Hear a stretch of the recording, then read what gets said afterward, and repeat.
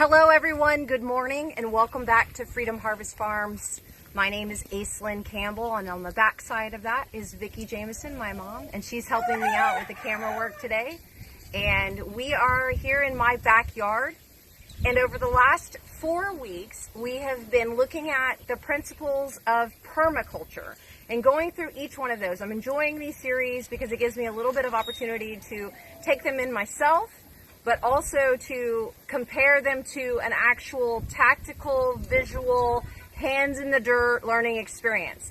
This is one of the things that I think is often challenging. It's nice to have YouTube videos where you have experienced people, live videos where you have experienced people that are willing to talk to you about things. There's books you can read, but at the end of the day, it requires getting your hands in the dirt and really beginning to understand that. That being said, I took the opportunity yesterday to go over to my friend Andrew Edelin's farm, and he has been a part of rabbit production as he's about a year ahead of me and getting started with his rabbit production.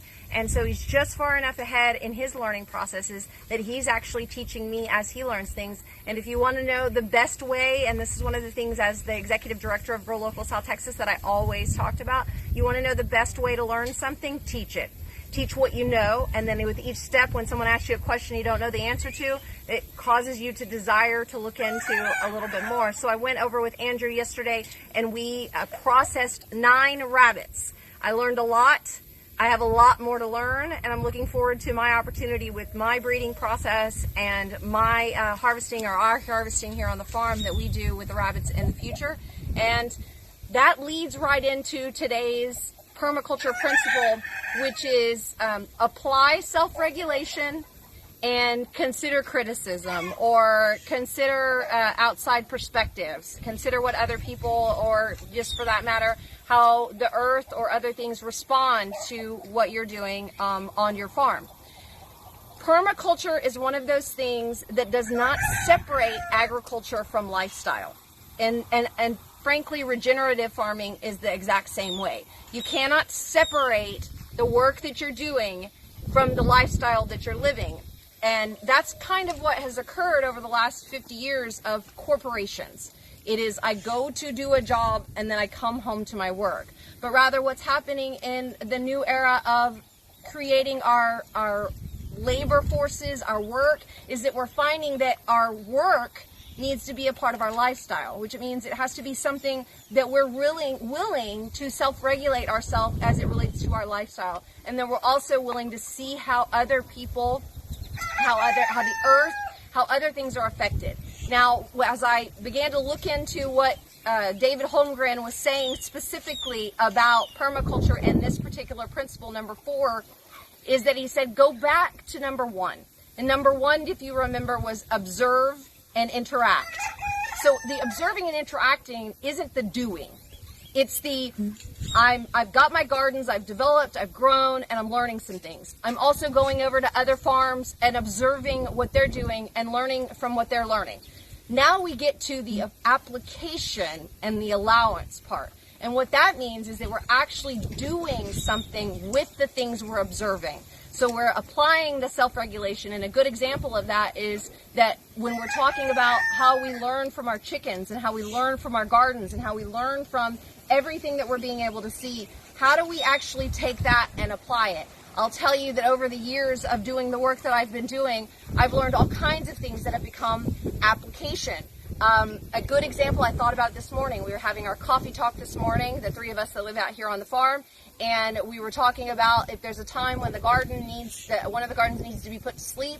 Every garden has the ability to very easily be shut down and mowed. Oh, except for the garden where we built irrigation system on it. We built an irrigation system. That was an investment of time. If you go and talk to Andrew Edelin, he will tell you there's an investment of time and money of projects that his parents were doing for 20 years, and that now he does a little bit differently and he invests in different things. So until you give yourself a chance to try, let's say an example that I saw on the permaculture principles, they use the example of building compost tea, growing compost tea. And I will promise you that every person that has dealt with permaculture has tried to make compost tea and has found that oftentimes you grow problems rather than successes with with it, and you have a lot to learn. The same thing with compost. You actually can grow problems. The same things with chickens. You can grow problems. Okay, now that you've observed the problem that you've grown by putting compost tea in place, and now you have a fungus, right? Or you've observed a problem of you put sand in your chicken pen and now you have fleas. You begin to understand, okay, well, how can I apply this, what I've learned, and be in self-regulation? Like, okay, I know that I need to get up and go into the chicken pen at a certain time of the day and be really checking on things because I have a chicken that's eating eggs right now, right? So then you have to make decisions. It's kind of like, let me go this way with this. Peace, everyone. And spider webs. Okay, come on in.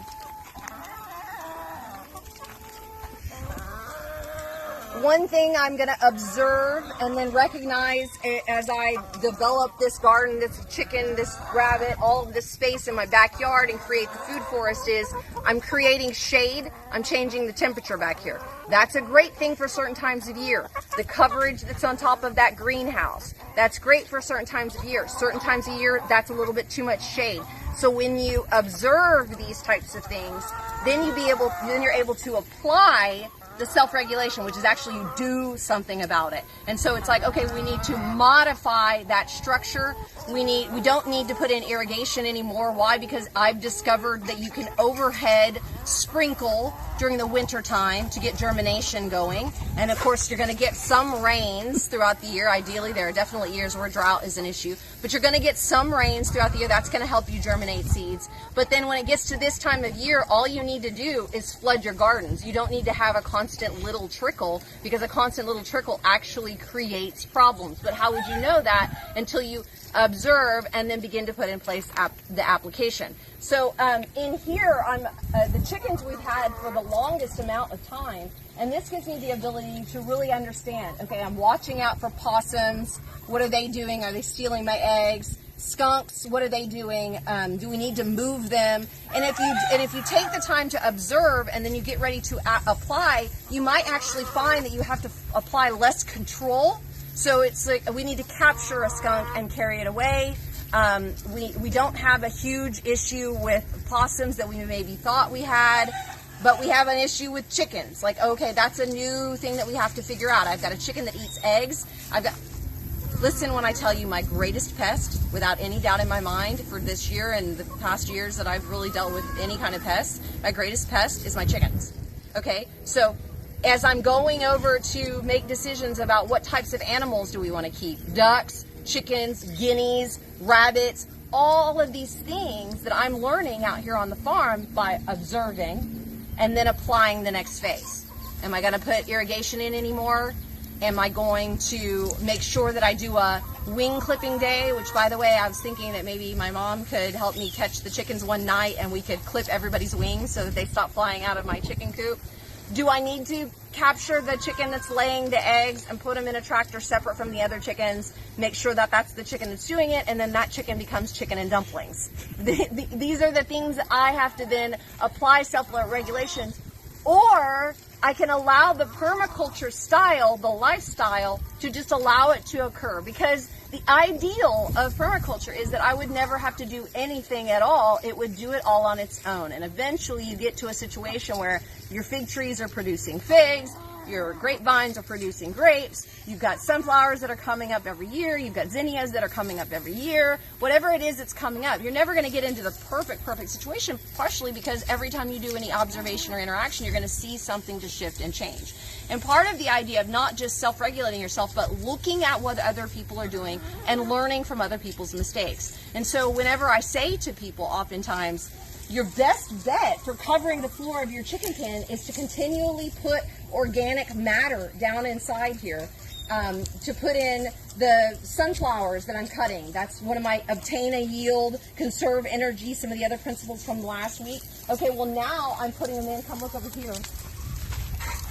I'm putting some in here. I'm putting some in here.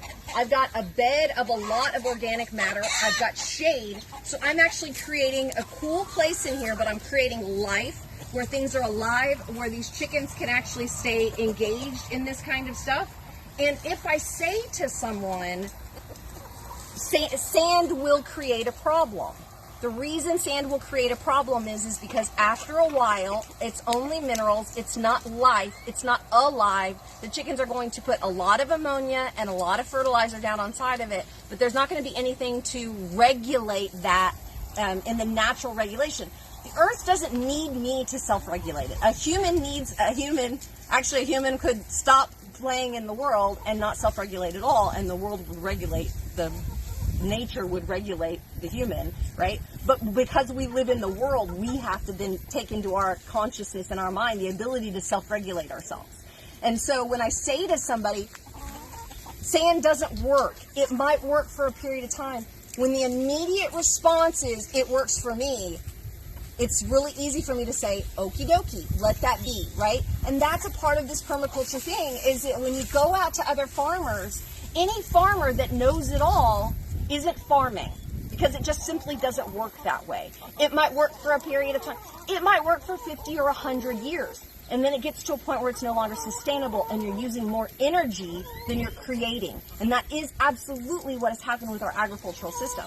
So what are we trying to shift into now? And that is, with self-regulation and awareness of what other people are doing, we can now get into a position where we're able to turn it into another phase of growing life, growing energy. Here's the thing that we have to be aware of, though. Because we are humans interacting with it, we have to understand that our evolution is going to shift it in the future. So even if it works for another 100 years, doesn't mean it's going to work for another 1,000 years, right? So every single bit of evolution and experience is about observe, interact, then do something with it. What are you actually going to change? What have you noticed that is different, and how are you going to change it? And so hugely a part of looking at this backyard garden, this garden is now about 18 months old, and you have the ability to see that when I moved in here, when we rebuilt the house and did the things, it was bare, and it just was a big water hole, a big mud pit. The chickens are trying to peck Mom's feet. They like your fancy shoes down there. It's my bracelets. Oh, yeah. And so with that, we've made the shift slowly but surely. I know that, like, okay, 50% shade cloth works really good. That's too much. So this becomes a greenhouse. This becomes a nursery. This is working for my chickens. This is my rabbits. This is my first season. If something doesn't work here, I have to be able to apply the idea that I have to figure out how to move this thing into a different location. What's working? The chicken manure is coming down. The rabbit manure is coming down. The chickens are scratching it away. They're adding life into the soil. The rabbits are adding life into the soil. It's keeping this whole area more healthy. This mesquite tree is going to be more healthy. The chickens are going to be more healthy. The rabbits are going to be more healthy. But I have to get an idea of, like, is that the long-term best place after I go through a summer? And then that's when I apply and make the shifts. And that's how we have to do each one of the things that we're doing here on the farm. Applying this morning, I made a decision that one of our fig trees really looked like it probably needed more water. Why? Because I watched another fig tree. I've watched years of fig trees. I can see how they are reacting to things. After years of watching a certain grapevine, I discovered, you know what? I think this grapevine is actually some kind of a table grape that we just somehow accidentally got from when we purchased, 12 grapes at a time, and then one just happened to be the wrong kind. After a few years of what are we going to do with it? Let's just sell table grapes, because that's what people really like. They like that. It's not enough grapes to do anything else different with. But the only way for me to obtain a yield from something that's different than I expected is for me to observe what it is over a few years and then apply my ability to make within myself the change to it. Getting up in the mornings and getting out here and getting the eggs and making sure my rabbits have plenty of water so that they don't get too hot. All of these different things, it seems like it makes perfect sense that you just, a farmer has to do all of this work and stuff like that. But then if you think about the whole lifestyle of permaculture, you're also thinking about what's working.